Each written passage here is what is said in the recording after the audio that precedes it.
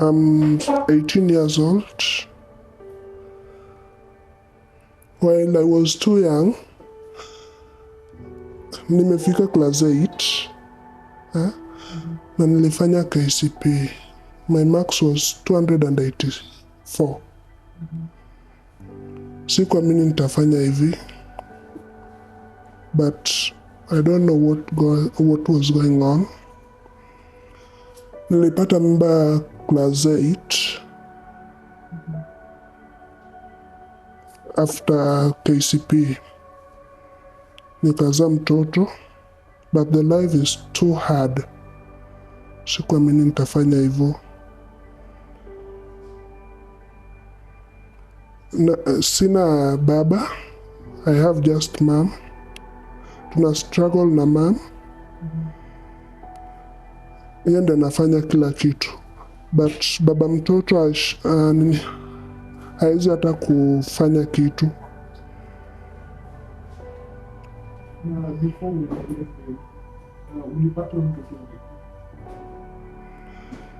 Huyo mtoto babake ni mwalimu, na huyo babake ni class cha wangu.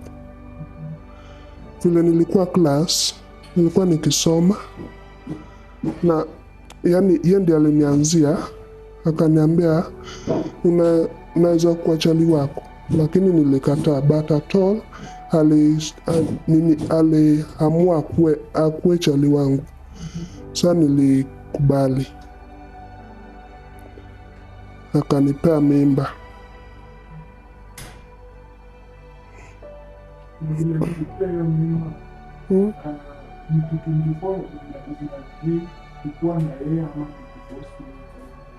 Aliniforce nikae na yeye because vile nilikuwa class, kama sijakubali kuwa na yeye ananichapa.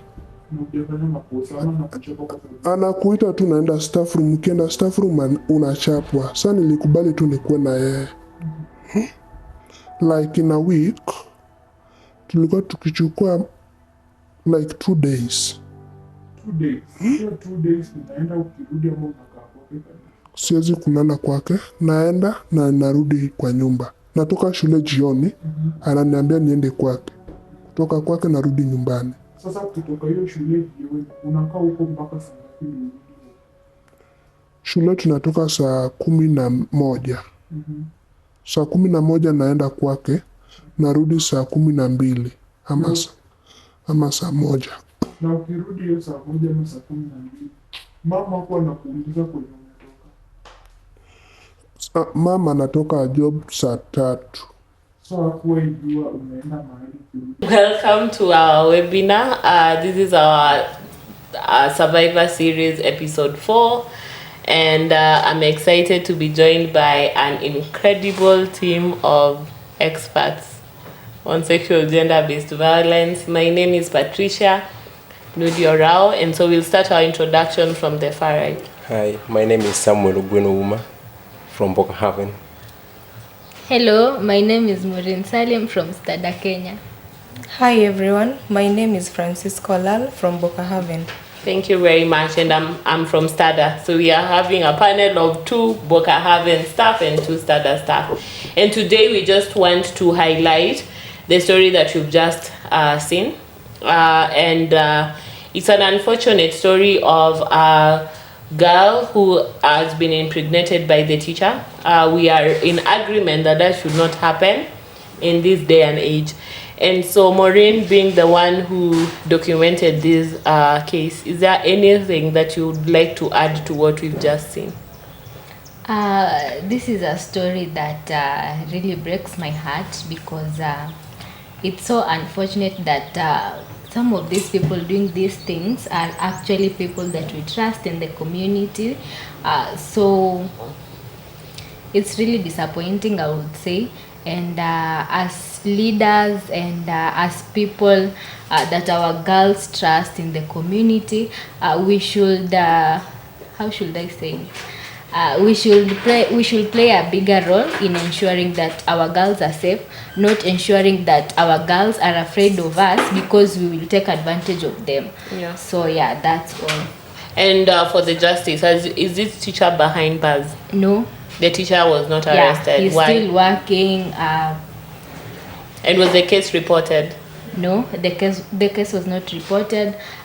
First, because let me just give the reasons why this the girl has not gotten the justice she deserved. This is because she didn't want to share the story with the teachers or with the parent. She just want to keep quiet because she's afraid. This is someone that everyone in the community trusts. So for her, it was a bit difficult to share it with the rest of the community or family. Yeah, so that just highlights the critical point of what sexual harassment really is. It's when someone in a position of power exerts their interest, they would want to be able to maybe engage in sexual intercourse with someone who is a junior, and so that instills a lot of fear. And so we can actually see the aspect of sexual harassment. It happens every time, even in our workplaces. And other places where we have people that are above us, and this story highlights why sexual harassment is actually really a crime, because a lot of times when you're in a lower position, then you don't have the full rights to really say no, even though we say that people should be able to say no. I'll go to you, Sam. The issue of parental involvement is very clear in this case, that there was a little bit of laxity from the point of parenting, and that this child would be away every day between 5 to 7, and the mom did not call it out or do something to stop it.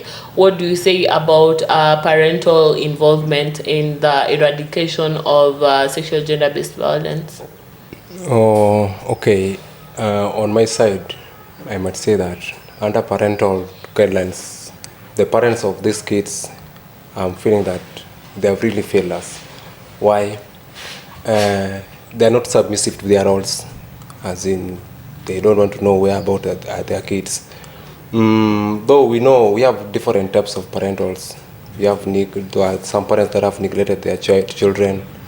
Some also do be friendly to their kids so that they can set the rules that should guide both of them.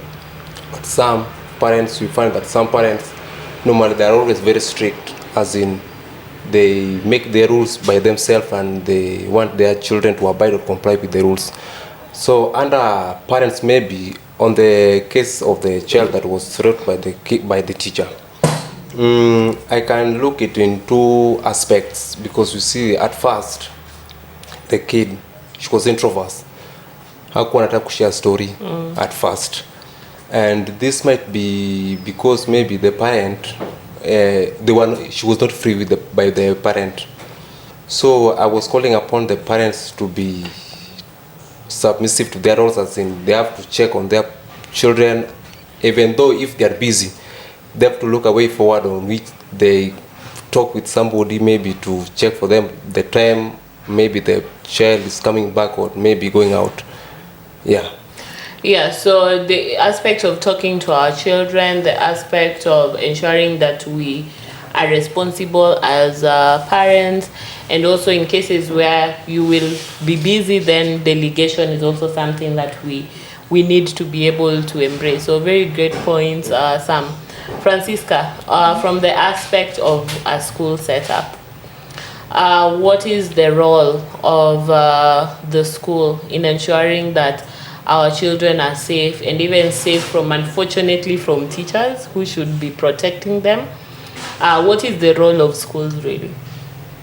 Yeah, looking at this story, I'll first say that this is very shocking, because as teachers, teachers are supposed to be role models to these children, and to ensure that these children grow and be upright citizens. So as school, I'll first say that schools should have counselors who at least these children could report such cases to them. You find that sometimes pupils tend to fear teachers, but they can be very free with the other people like the counselors. Also, the school should have strict rules to those teachers who tend to use their power to violate children's right. Yeah. Yeah, so you raise very great points. I think there is the aspect of administration, and then there's the aspect of the teacher regulatory commissioning. I think it's TSC.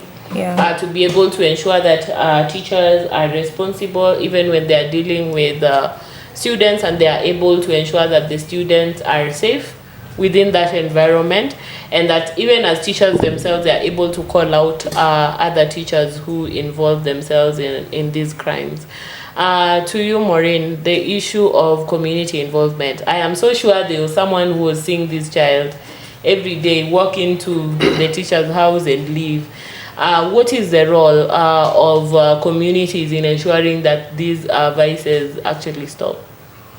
I'm really shocked because this girl is from a community, and this community has leaders, starting from religious leaders, chiefs, wazee wa nyumba kumi, all these leaders, and the rest of the communities. It is really worrying that something like that could happen in a village, and these people would say, huyu mwanafunzi anatembea na mwalimu fulani, and people will be there comfortably, maybe gossiping about it, and no one will do something or to stop it, or maybe report the thing to the parent. So I call upon the whole community. We all have a role to play in ending SGBV. So if we join hands and ensuring that these things don't happen in our community, then we'll reduce these cases. Will really reduce these cases. So let's come together, let's join hands. If we see such things in our community, let's condemn them. Si kunyamaza na gossiping about it. So yeah, so let's stand up and speak up on these issues so that it's not swept under the rug. So I want us to get to now the aspect of the effects of sexual gender-based violence. A lot of times when you talk about sexual gender-based violence, it's classified as either it was our mama, classified as you wanted it, you were wearing a short skirt, you went unknowingly, and all these other things. But coming back to the real effects of sexual gender-based violence, you can actually see a case where someone is pregnant, right? That's a teen pregnancy. And so we are not actually doing very well in terms of our teen pregnancies because of such cases of sexual gender-based violence. Then we also have a school dropout. And as you were highlighting in the last, in our yesterday's webinar, the aspects of the development effect that this has even in our communities, when we constantly have girls drop out of school, when we constantly have teenagers getting pregnant, and that then creates a scenario where when a teen gets pregnant, they're there's a high likelihood that you will have a maternal death, because even their system is not advanced enough to be able to carry a pregnancy. There is a chance that they will develop complications when they're giving birth, and that means that when it's for example fistula, we've seen young girls develop fistula, we've had young girls lose their uteruses while going for unsafe abortions. We have so many of these cases, and so when we look at this issue, then we look at it beyond just defilement, beyond just rape. I don't know what you have to say about that, Francisca, in terms of how should we view sexual gender-based violence. Is it only a women's issue? Is it only something that we need to tackle from the angle of it's only girls and women that get affected, and so it's not really a priority because it doesn't affect the entire demographic? How does it also affect the entire society? Okay, sexual gender-based violence should be viewed in all aspects, and everyone should be included, especially when we are trying to sensitize the community. We should involve even both men and girls, because men are the perpetrators. Even women are perpetrators too, but in most cases we find that girls are the most defiled. So this is something that should involve everyone so that we can try and put an end to it. Yeah, so everyone needs to be involved. Yeah. And so that means even the non-traditional people that we don't normally involve. And so Maureen, why should we rope in men into this conversation so that it stops being a women only issue, because now we are establishing that sexual gender based violence actually affects the whole of society. What is the role of men? I think men also, as you said, men are also victims. So we should not focus a lot on women, and we should also bring in men into this sphere, and we educate them on their safety and things not to do, because when this thing continues, which is SGBV continues, it's like we are bringing our community into a vicious circle of poverty, because it's a cycle. These people are struggling, you go rape her, she gets a kid, she can't support herself, her mother cannot support the kid. So this is poverty revolving in our community. So men should be involved. Yeah, men should be involved in this discussion so that we can end this thing, not only women. Yeah, so we should also involve men in the conversation, which makes a lot of sense. There is also an aspect that we rarely talk about when it comes to teachers amongst themselves, right? And so it's a teacher who is defiling a pupil, and most of the time when you find these cases advance to court, teachers tend to protect each other, so they want to protect their other teacher, so that they are able to get out of the justice system, and really just abort justice.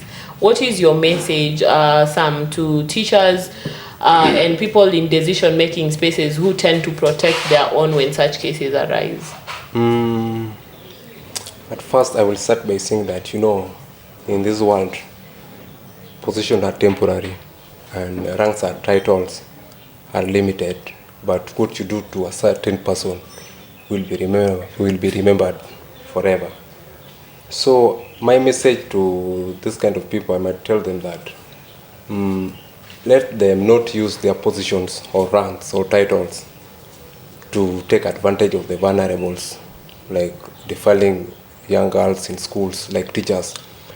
It has been promptly, because we found in schools, previously we thought that in schools those are the right places where these issues of sexual and gender-based violence could be addressed perfectly. But it is so unfortunate that we find teachers themselves are the people now participating to be the perpetrators. Where is the world going to? So I think we as leaders, or maybe the sectors that are responsible for protecting the vulnerables, let us work together so that we can do away with these issues of sexual and gender-based violence in schools. Yeah, so collective effort. Yeah. And I think that is one of the things that we are all saying, that for us to be able to get to a point where we eradicate SGBV or sexual gender-based violence, we need to bring everyone together and to bring everyone to a place where they understand that this matters really, the SGBV really matters to everyone, and that everyone ought to be involved. And so finally, and we might not be able to really address the girls as much, because at this position they are at a place where they are being victimized, and they are in a place where they are on the receiving end. But what message would you have for girls, especially when it comes to reporting these cases? What is the effect of not reporting? Because once I am defiled and I don't report, what are some of those effects that we see even in our day-to-day when people who are perpetrators are left to roam free and no justice is really served? I don't know who would want to take that first. I would take that round to everyone. Okay, there are a lot of effects. Yeah. You find that somebody can be psychologically tortured. Yeah. And there are also other effects like being pregnant, getting HIV and other STIs.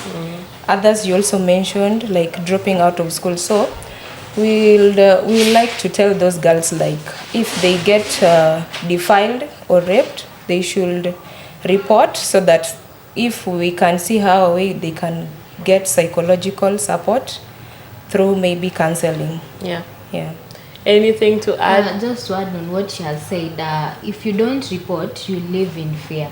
And I call upon those girls, report. It's not okay to keep quiet. Nobody will victimize you just because you came out. So speak and report these cases, because if you won't, then you'll be living with fear, because you don't know if nitaona wapi huyu mtu. So just report. Yeah, and so on the issue of reporting, again, a lot of times reporting is not really something that survivors would want to go through because of the communities that we live in. So you are victimized when you go ahead and report. So I don't know, Sam, what message you have for communities in cases where a girl has taken the step to be able to go and report. What kind of support does she require or is supposed to be given to her in such a case so that she feels supported even going through the case? To my message to community members, maybe when these cases of sexual and gender-based violence do occur in our communities, let us have that wall of empathy. Let us put ourselves in the shoe of the survivor, of the victim. Let us feel what she feels, because maybe if we leave her alone, hataweza. So let us support her. Let's give her words of encouragement and maybe guide her to the right way or the right protocol that she should follow to get justice. Yeah, and that's a very good place to be able to just wrap this up. But one of the things that I think is coming out clearly is, one, government has failed terribly. When such cases happen within institutions, we say that you have to take your child to school. It's a crime not to take your child to school, yeah?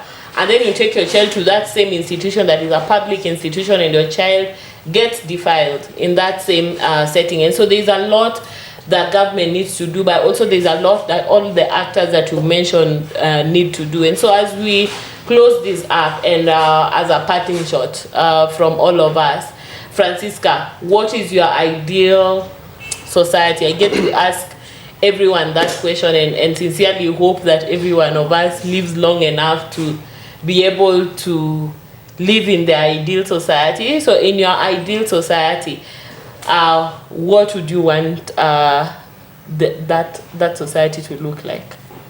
Okay, I would like to see a society where everyone is willing to report cases of SGBV, and so that we can see an end to this SGBV we are facing. Another thing, I would also like to, like for example, when relating to the case that has happened, like to the teachers, I would wish so that they can be capacity built, so that they know how they should handle these children, however much they are so tempting. At times girls can be so tempting, but the teachers too need to be capacity built. Capacity building so that they are able to protect the children. Maureen? My ideal society is a society where we can work with our victims, share our sorrows, and help them through the right channel to get the justice they deserve. And my ideal society is a society where we condemn all evils, including SGBV. Thank you, Maureen. Sam? The last message that I can give to the members of society is that let us do what is right. Let's leave what we call the not always circle, because we found that in the world of today, what we practice, it is always not right. And maybe if we practice what is right, that thing it is not logical. And maybe if it is logical, it is not desired. And what it decided is not always right.